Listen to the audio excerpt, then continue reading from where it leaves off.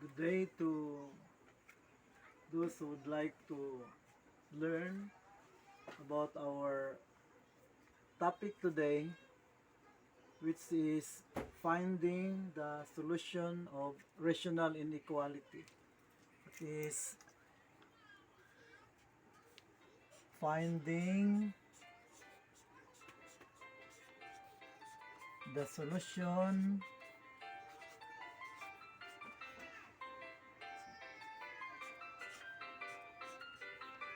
of rational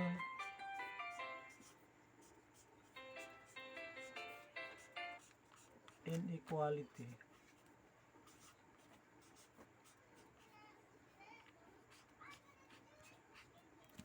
To find the solution of rational inequality, we must first find the critical value of x. For example, our inequality is 2 over x minus 1 is greater or equal to 1. Now, to find the critical value of this value of x in this inequality, we should set our this inequality into 0, that is 2 over x minus 1 minus 1 is greater or equal to 0. Then we simplify. That is, we are going to multiply this x minus 1 to 1. We copy 2 and multiply negative 1 to x minus 1 over x minus 1 is greater or equal to 0. Simplify further, we have 2 minus, that is negative 1 times x is negative x, and negative 1 times negative 1 is positive 1 over x minus 1 is greater or equal to 0. And 2 plus 1 is 3.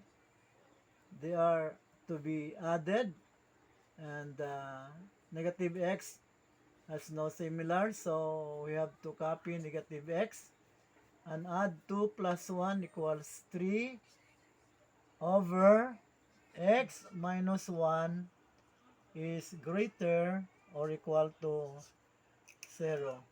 Now in this form, we will separate the numerator and denominator and equate them both to 0. That is, negative x plus 3 equals 0, and x minus 1 equals 0. We get the value of x, so negative x equals negative 3, and x here equals 1. Since negative x here is negative, we cancel the negative sign. Also, in the other side, we cancel the negative sign. And what remains is x equals 3. And the other is x equals 1. There are the critical values of x. And furthermore, x equals 3 is included, and x equals 1 is excluded. Why I say x equals 3 is included? It's because in the numerator, if we plug in 3 to x, the result will be 0. And if the numerator is 0 divided by any number, the result is 0. So there is no problem. That's why x equals 3 is included. While x equals 1 is excluded, it's because when we plug in 1 to the x in the denominator, the denominator will become 0. And when the denominator becomes 0, the fraction will become undefined. That's why we should avoid that. And so x equals 1 is excluded.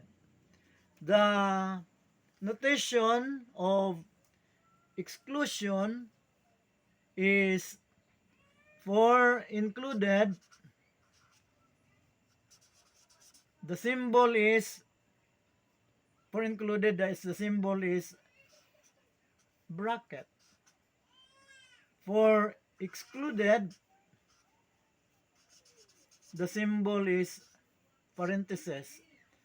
While infinity uses also the parenthesis. So now we will plot or construct the intervals in the number line using the critical values as boundaries, 3 and 1 as boundaries of the uh, intervals. So we'll construct intervals in the number line. We have here 3 and here is 1. Since 3 is included, we have to have a closed circle, and since 1 is excluded, we have an open circle, which means the solution does not include 1. It is not included. While in 3, the solution includes 3 because 3 is included. So here at both ends, in the left end we have negative infinity, and in the right end we have positive infinity. And to name the interval here by interval notation is negative infinity, and since infinity uses parentheses, we have that, and that is until 1, and 1 is excluded, so we use also parentheses to read it, negative infinity to 1 excluded, while here we have 1 excluded to 3 included, and in this interval we have also 3 included and infinity to positive infinity. Now we have already constructed the intervals in the number line. Now the next work we have is identify the test value. The test value here is 0 because we do not include 1 as test value, because when we include 1, the fraction will become 0. So now if we include 1, the fraction will become undefined. So we are going to adjust, going to the left. So our x value here, which is to be tested, we have x equals 0. In the middle also, in the interval 1 to 3, we can use x equals 2. And also in the right wing from 3 going to the right, we can use x equals 4. Now after that, we will make a table of signs. Table of signs will be like this way. No? Okay. We will construct a table of signs. This one. Okay. And here we will have interval notation. Interval notation. Interval notation. Start from 3 included to positive infinity, and also 1 excluded to 3 included, and here negative infinity to 1 excluded, and next is test value. Test value, that is the value of x here is x equals 0, and here x equals 2, and here is equals to x is equal to 4. And we write the numerator. The numerator is x, negative x plus 3. And denominator is x minus 1. So in the numerator, if we plug in 0 to x, the result is positive 3. So we are after of the positive, not the numerical value. We are after of the sign. So here, for x equals 2, if you plug in 2 to x here, the result is still positive 1, so positive. And if we plug in 4 in the x, in the numerator, we have negative 1, so the result is negative. For the denominator, if we plug in 0 to the x in the denominator, the result is negative 1. So we write negative. And if we plug in 2 in the x in the denominator, the result is positive 1. So positive. And if we plug in 4 in the denominator, x in the denominator, so 4 minus 1 is positive 3, so the result is positive. And we write the fraction negative x plus 3 over x minus 1. That is for this row. So we will divide. Positive times negative is negative. And positive divided by negative is negative. Positive divided by positive is positive. And negative divided by positive is negative.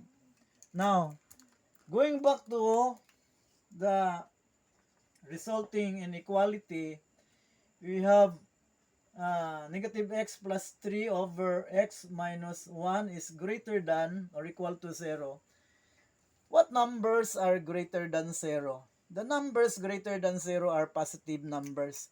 So this result, positive here, is the solution. So the solution of this inequality is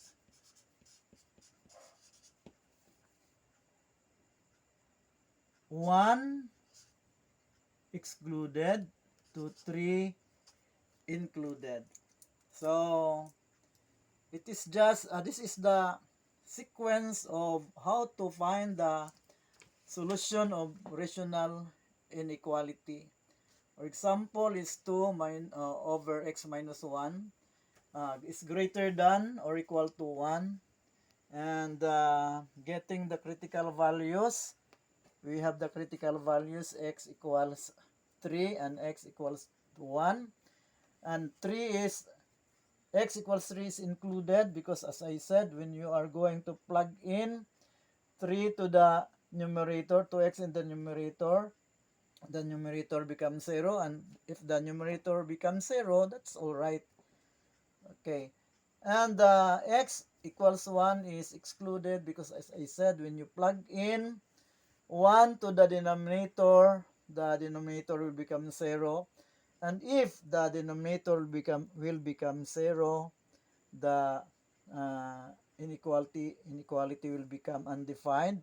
And so it is not uh, included. So 1 is excluded. The symbols of the included are brackets, and for excluded, parentheses. And infinity, as I said, uses parentheses. After getting the critical values, so we are going to construct intervals where the critical values are boundaries of the intervals. So we construct and we denote we name the intervals through interval notation. And after that, uh, we are going to get the test values of the values of x that are going to be tested. So these are the values of x that are going to be tested. Be sure that the values of x that are going to be tested does not include the critical values, because once you include the critical values, example 1, the inequality will become undefined. And when you use 3, the inequality will become 0 because they are, as I said, we equate them to 0 to get the critical values of the x. Then after that, after constructing the intervals in the number line, and after getting the test values, you are going to get this is the table of signs. Wherein, after constructing the table of signs, we are going to test the value we identify. So we write the numerator, we uh, we we compute them and get the sign of the number.